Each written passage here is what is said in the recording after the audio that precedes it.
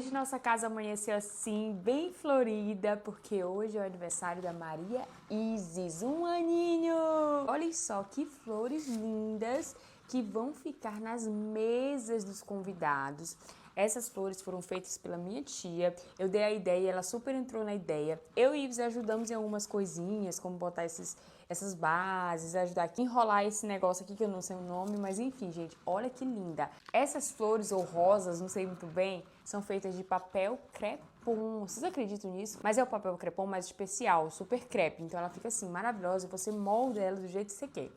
Essas cores são todas as cores que vão ter no aniversário da Isis. E aí, gostaram das nossas flores rosas? Eu não sei muito bem, mas enfim, estão lindas, né?